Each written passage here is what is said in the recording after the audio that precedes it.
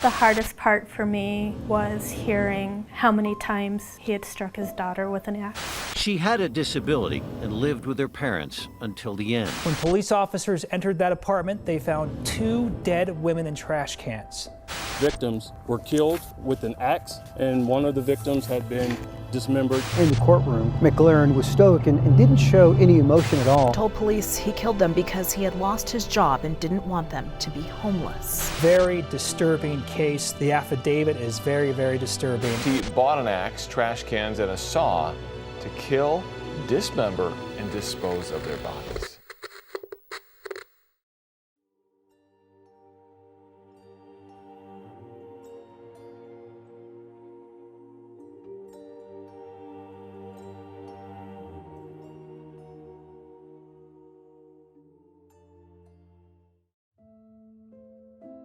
Around 6 p.m. on March 25, 2023, an 81-year-old man by the name of Reginald Maclaren called 911 claiming he found his wife and daughter murdered by somebody with a hammer. When asked by the operator about the suspect, Mr. Maclaren, do you have any idea who might want to harm your family? Maclaren alleged that nephews of his family had potentially harmed the 2 women. Over the weekend, Maclaren called police. He told officers his family was dead. It played out Saturday night in an apartment in the 900 block of Englewood Parkway, just northeast of where Santa Fe and Hamden intersect. Englewood police just released the details today, including the arrest affidavit, and there's a lot in there. Yeah, and we want to warn our viewers here, this is a pretty disturbing case, and police even say this is probably one of the worst cases that they have ever seen. That 911 call set in motion an investigation that would reveal an almost unbelievable truth of how sometimes the most unlikely people commit the most twisted murders, and those unlikely people are sometimes right beside us. Arrest affidavit of the chilling murder would later detail what occurred and the suspect of the brutal slaying. Dating back earlier that month on March 9, 2023, Reginald Maclaren claimed to be distressed about being fired from his job at Hospital Shared Services.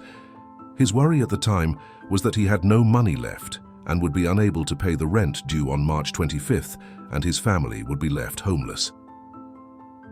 In that moment, Maclaren set in motion a plot to do something detectives would later call the most gruesome crime scene they had ever investigated, and needed professional mental health resources afterward from the police department to combat any possible trauma. Making his way to the Harbor Freight, Maclaren purchased an axe before purchasing 2 trash cans and a saw at Home Depot. In his mind, those were the necessary tools to enact the barbaric idea in his head, but that wasn't even the most diabolical part. The who was even worse than the what. For the persons he purchased these objects to butcher were his 70-year-old wife, Bethany, and 35-year-old disabled daughter, Ruth. He apparently lost his job and was told that they had to vacate their apartment. So 10 days before the murders, he told police he bought the trash cans and the axe and a saw. He knew what it was like to be homeless and didn't want them to be miserable. Unbeknownst to them, they thought everything was fine. His daughter, even though suffering from cerebral palsy and needing to stay with her parents for assistance, had dreams of becoming an attorney and had recently started school to pursue that dream. On March 25, 2023, that would all change. Neighbors at the 900 block of Englewood Parkway apartment complex, where Maclaren and his family stayed, recall seeing him that morning when he told them he was going overseas. Looking back, that must have been his metaphor for prison. Maclaren carried on like any normal day. Bethany and Ruth, not feeling any sense of danger, sat on the couch in the living room, enjoying what they thought to be a nice time together. Maclaren, however, saw it as the perfect opportunity for his twisted plot. Axe in hand, he slowly snuck up behind his wife and daughter without alerting them. His hands rise to the sky, and down with a swift blow to the back of his wife's head. Then, the same to his daughter. Both Bethany and Ruth fall over unconscious from the force of the impact on their skulls. With no way to protect themselves, Maclaren then approached and looked down on his wife and daughter as blood began oozing to the floor. He then did something you'd expect only a psychopath would take pleasure in. He repeatedly swung the axe, striking them multiple times in the head, then continued to bludgeon both to death. Affidavit details expose his wife's cause of death was blunt force trauma from 6 attacks, but the details about his daughter were even harder to stomach. The report stated Maclaren brought down that axe on his daughter a disturbing 23 times. It's no wonder authorities were later traumatized by the sight of the crime scene. The hardest part for me was hearing how many times he had struck his daughter with an axe. That kind of crime would haunt even the strongest person, but the brutality of the murder didn't stop there. Realizing the bodies of his wife and daughter wouldn't be able to fit into the trash cans, Maclaren made the decision to desecrate their bodies even more. He then used the saw he purchased to sever their arms and legs to make them fit in the trash cans.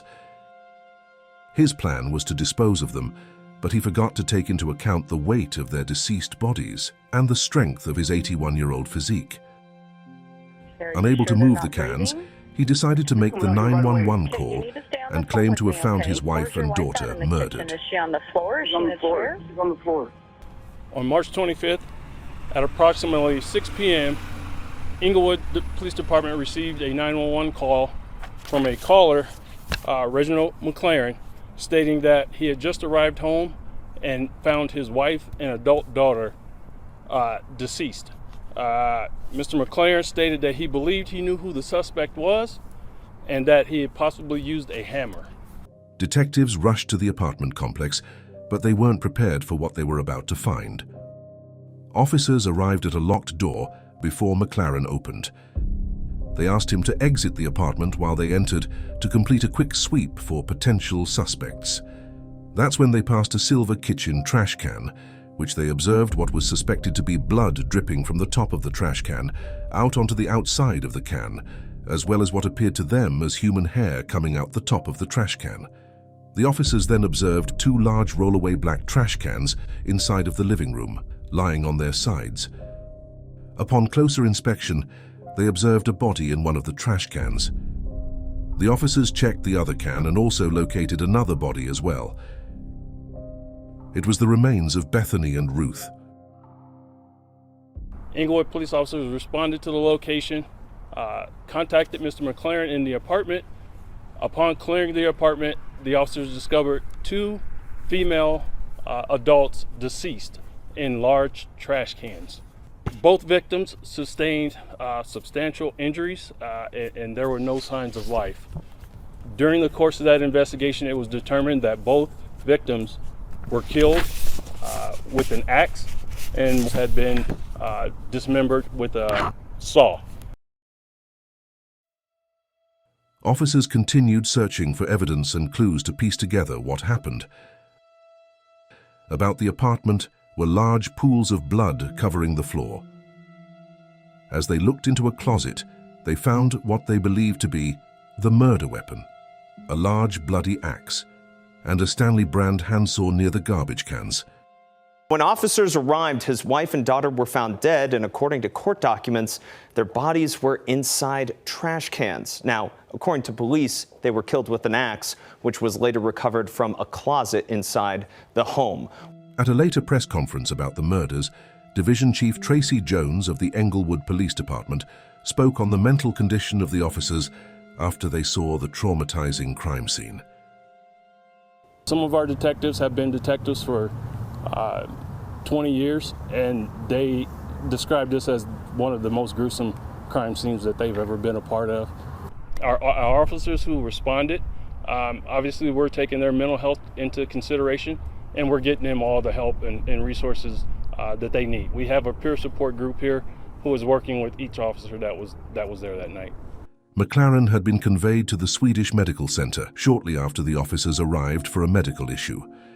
With his story not adding up given the evidence found at the scene, Maclaren was interviewed at the hospital where he confessed the truth.